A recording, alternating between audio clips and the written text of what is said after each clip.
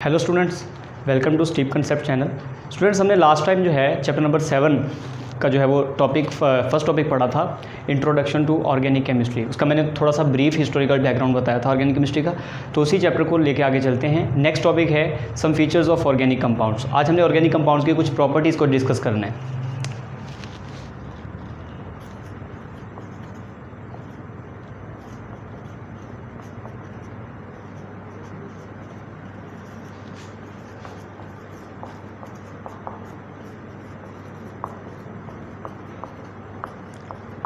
तो organic compounds की properties को हमने डिस्कस करना है। सबसे पहली जो प्रॉपर्टी आती है ऑर्गेनिक कंपाउंड की, वह है पिकुलियर नेचर ऑफ कार्बन। जैसा कि हमें पता है, पिकुलियर का मतलब होता है दूसरों से हट के, अलग, यानी नायाब किस्म की कुछ जो है वो इसमें प्रॉपर्टी होती है कार्बन में, जो ऑर्गेनिक कंपाउंड जो है वो इनकी तादाद ज़्यादा करने में इसको मदद देती है। तो कार्बन में वो कौन सी प्रॉपर्टी है नायाब? कार्बन के पास मुख्तलिफ़ किस्म की प्रॉपर्टीज़ है, जैसे कि कैटिनेशन एक प्रॉपर्टी है कार्बन की जो इसको पिकुलियर बनाती है, कैटिनेशन। इसके अलावा कार्बन की प्रॉपर्टी है एक जो है वो multiple bonding.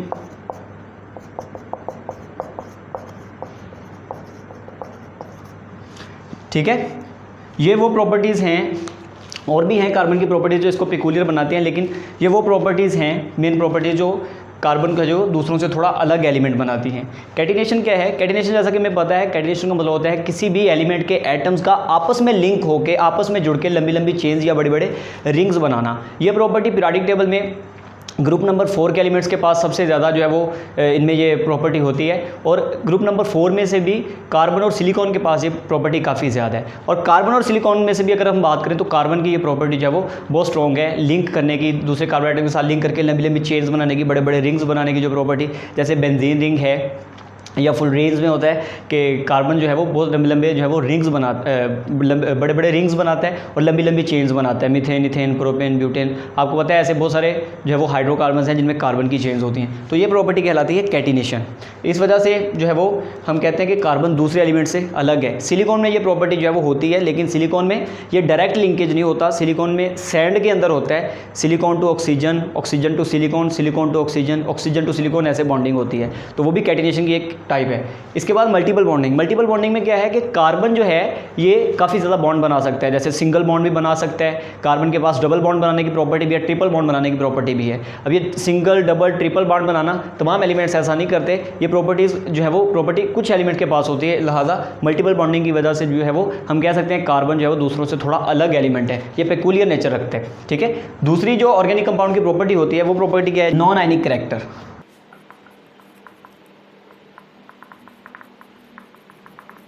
Non ionic character. Non ionic character का क्या मतलब है कि कोवेलेंट कंपाउंड के अंदर जो है वो आयनिक कैरेक्टर नहीं होता। ये आयन्स में जो है वो ना ही टूट सकते हैं, ना ही ये आयन से बने होते हैं। ये होते हैं मॉलिक्यूल्स, और मॉलिक्यूल्स में होता है कोवेलेंट बॉन्ड। तो हम यहाँ पे नॉन आयनिक कैरेक्टर भी कह सकते हैं, या कोवेलेंट लिंकेज जो है इस प्रॉपर्टी को हम ये भी कह सकते हैं कि जो है वो ऑर्गेनिक कंपाउंड है, इनमें कोवेलेंट बॉन्ड होता है। ऑर्गेनिक कंपाउंड में पॉसिबल बॉन्ड कौन कौन से होते हैं? Carbon to carbon bond, carbon to hydrogen bond, इसके अलावा carbon to sulphur bond, carbon to phosphorus bond. ये भी रेयर बॉन्ड है, कभी कुछ कंपाउंड में ये बॉन्ड होते हैं। कार्बन टू हेलोजन बॉन्ड, ये वाले बॉन्ड जो है वो पॉसिबल होते हैं ऑर्गेनिक कंपाउंड में। और ये सारे के सारे बॉन्ड जो है वो कोवेलेंट है, इनमें से एक भी आयनिक बॉन्ड नहीं है। तो हम कह सकते हैं कि ऑर्गेनिक कंपाउंड जो है वो कोवेलेंट लिंकेज रखते हैं, यानी इनमें कोवेलेंट करैक्टर होता है, नॉन आयनिक करैक्टर होता है। ठीक है, आयनिक बॉन्ड नहीं बनाते। इसके बाद थर्ड प्रॉपर्टी है similarity in behaviour.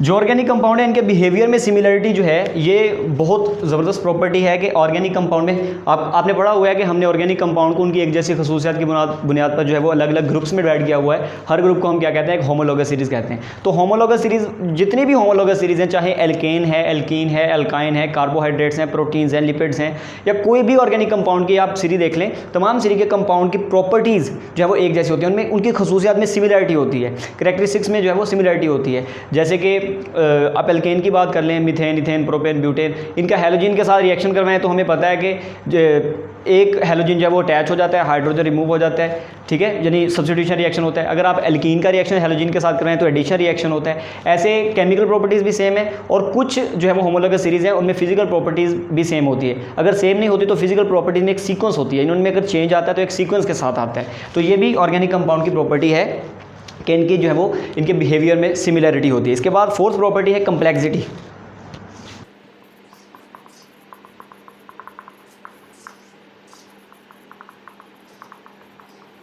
Organic compound जो होते हैं ये कम्प्लेक्स होते हैं। जैसे कि हमें पता है कि बहुत सारे ऐसे ऑर्गेनिक कंपाउंड इनके स्ट्रक्चर बड़े वसी होते हैं, बहुत लार्ज स्ट्रक्चर्स होते हैं। जैसे कि आप जो है वो कार्बोहाइड्रेट्स की बात कर ले, कार्बोहाइड्रेट्स में बहुत सारे ऐसे कि कार्बोहाइड्रेट्स आगे से आगे पॉलीमराइज होकर स्टार्च बन जाता है, और बहुत सारे ऐसे कंपाउंड बन जाते हैं जिनको हम जो है वो पॉलीसेकेराइड्स कहते हैं। तो पॉलीसेकेराइड के देखें स्ट्रक्चर काफ़ी लंबे लंबे हैं, प्रोटीन्स के स्ट्रक्चर काफ़ी बड़े बड़े हैं, DNA RNA वगैरह देख ले उनके स्ट्रक्चर काफ़ी बड़े बड़े हैं। तो ऑर्गेनिक कंपाउंड जो हैं ये कम्प्लेक्स होते हैं, इनके स्ट्रक्चर काफ़ी पेचीदा होते हैं, उनको समझने में काफ़ी जो है वो मुश्किल आती है, और लिंकेज इनका जो है वो एक जाल बना होता है, एक नेट की तरह जो है वो एटम्स आपस में लिंक्ड होते हैं। तो हम कह सकते हैं कि इनके अंदर जो है वो कम्प्लेक्सिटी होती है ऑर्गेनिक कंपाउंड के अंदर। तो ये भी इनकी प्रॉपर्टी में आ जाता है ऑर्गेनिक कंपाउंड की कम्प्लेक्सिटी। इसके बाद ऑर्गेनिक कंपाउंड की नेक्स्ट प्रॉपर्टी है आइसोमेरिज्म।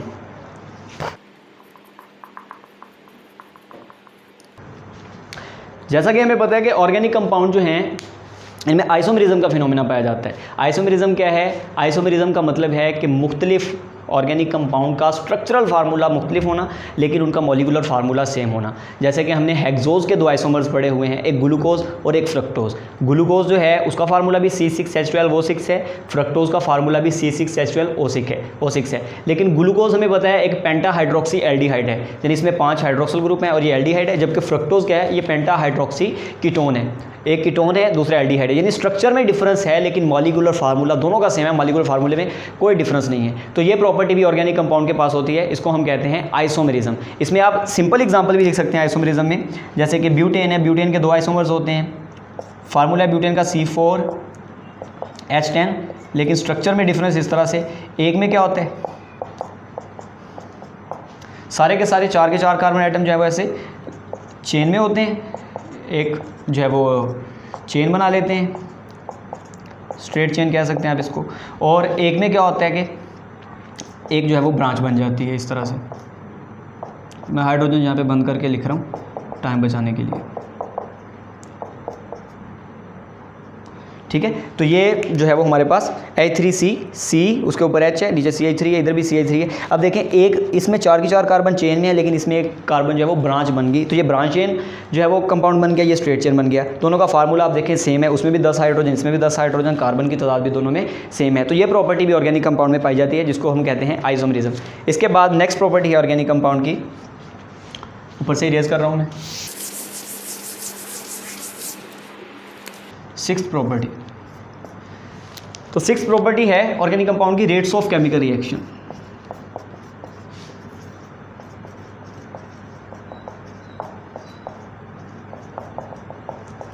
ऑर्गेनिक कंपाउंड के अगर आप रिएक्शन की रफ्तार की बात करें तो इनके रिएक्शन जो है वो स्लो होते हैं। हमें पता है कि कंपाउंड्स जो है वो 2 तरह के होते हैं, आयनिक होते हैं या कोवेलेंट होते हैं। जो आयनिक कंपाउंड्स होते हैं उनके रिएक्ट करने की रफ्तार ज़्यादा होती है, कोवेलेंट कंपाउंड के रिएक्ट करने की रफ्तार जो है वो कम होती है। इसकी वजह क्या है कि आयंस जो हैं, आयंस जैसे ही हम ज़्यादातर आयनिक रिएक्शन होते ही एक्वस मीडियम में है, यानी पानी में हल करके आयंस को जो है वो फिर जो है वो कंपाउंड को एक दूसरे के साथ रिएक्ट करवाया जाता है। यानी एक आयनिक कंपाउंड एक तरफ एक्वा सॉल्यूशन उसका तैयार कर लिया, दूसरे आयनिक कंपाउंड का दूसरी तरफ एक्वा सॉल्यूशन तैयार करके फिर उन एक्वा सॉल्यूशंस को इकट्ठा किया जाता है और आयंस जो है वो एक दूसरे के साथ इंटरेक्ट करके रिएक्ट करते हैं। ये रिएक्शन होते हैं काफ़ी तेज़, जो आयनिक रिएक्शन होते हैं। इसमें वजह क्या है कि जब आप सोल्यूशन तैयार कर लेते हैं अलग अलग, तो आयंस जो है वो सेपरेट हो जाते हैं पहले ही, यानी आयंस टूट जाते हैं सोल्यूशन के अंदर, और जब आप उनको आपस में मिलाते हैं तो सिर्फ बॉन्ड बनता है, आयंस आपस में सिर्फ बॉन्ड बनाते हैं, बॉन्ड टूटने का काम पहले ही हो चुका होता है। जबकि कोवेलेंट कंपाउंड्स में क्या होता है? कोवेलेंट कंपाउंड में ये एक्वा सॉल्यूशन में, एक्वस मीडियम में कम ही रिएक्शन है जो एक्वस मीडियम में करवाए जाते हैं। ये खुद ही जो वो कंपाउंड एज इट इज़ आपस में मिलाया जाता है, इनको ऐसा मिलाने से क्या होता है? रिएक्शन हो जाता है। तो इनमें क्या होता है? पहले बॉन्ड टूटना होता है फिर बॉन्ड बनना होता है। जैसे कि एग्जांपल लिख लेते हैं, फॉर करें ए का बॉन्ड ए के साथ है, बी का बॉन्ड बी के साथ है। ये कोवेलेंट कंपाउंड, 2 कोवेलेंट कंपाउंड, इनका आपस में रिएक्शन करवाते हैं। पहले ए का ए से बॉन्ड टूटेगा, बी का बी से बॉन्ड टूटेगा, फिर नए बॉन्ड बनेंगे A B and A B. अब इस रिएक्शन के होने में टाइम लगेगा, जबकि आयनिक कंपाउंड में आयंस ऑलरेडी टूटे होते हैं। जैसे जब आप उसको एक्वा सॉल्यूशन में ऐड कर देते हैं तो आयंस जो है वो सेपरेट हो जाते हैं, बाद में सिर्फ बॉन्ड बनना ही होता है, लिहाजा उनके रिएक्शन जो है वो फास्ट होते हैं, कोवेलेंट कंपाउंड के रिएक्शन जो है वो स्लो होते हैं। इसके बाद लास्ट प्रॉपर्टी है ऑर्गेनिक कंपाउंड की, यह सॉल्युबिलिटी।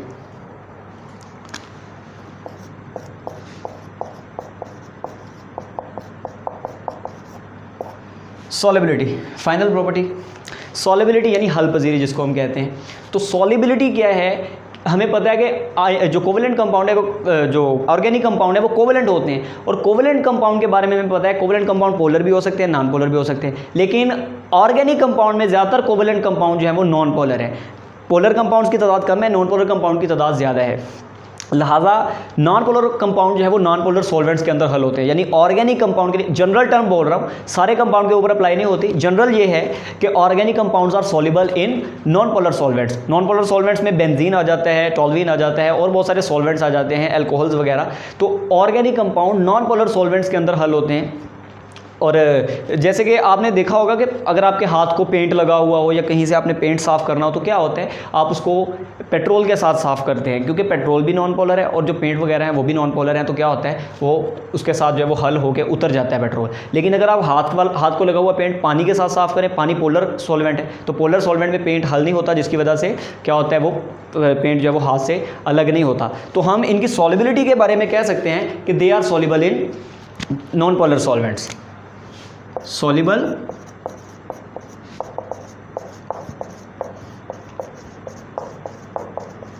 इन non polar solvents. Non polar solvents में हल हो जाते हैं, लेकिन जो पोलर कोवेलेंट कंपाउंड्स हैं, पोलर कोवेलेंट कंपाउंड पानी में थोड़े से सॉल्युबल होते हैं, और वो कोवेलेंट कंपाउंड पानी में सॉल्युबल होते हैं जिनमें हाइड्रोजन बॉन्डिंग होती है। अल्कोहल वगैरह जो है वो, इसके अलावा एसिटिक एसिड है यानी कार्बोक्सिलिक एसिड जितने भी हैं वो पानी में हल हो जाते हैं, क्योंकि उनमें हाइड्रोजन बॉन्डिंग होती है। तो हाइड्रोजन बॉन्डिंग रखने वाले कोवेलेंट कंपाउंड जो है वो पानी में हल हो जाते हैं, या थोड़े बहुत पोलर सॉल्वेंट्स में हल हो जाते हैं, लेकिन ज़्यादातर ऑर्गेनिक कंपाउंड जो है वो सॉल्युबल होते हैं नॉन पोलर सॉल्वेंट्स के अंदर, पोलर सॉल्वेंट्स के अंदर डिजॉल्व नहीं होते। तो ये प्रॉपर्टीज़ थी ऑर्गेनिक कंपाउंड की। इसके रिलेटेड आपका कोई भी क्वेश्चन हो तो आप नीचे कमेंट बॉक्स में जो है वो अपना क्वेश्चन लिख सकते हैं। और अगर आपको वीडियो अच्छी लगी है तो आप इस चैनल को जो है वो सब्सक्राइब कर लें और साथ में बेल आइकन को प्रेस कर दें, ताकि ऐसी वीडियो जो है वो मैं आपके लिए लेके आता रहूँ।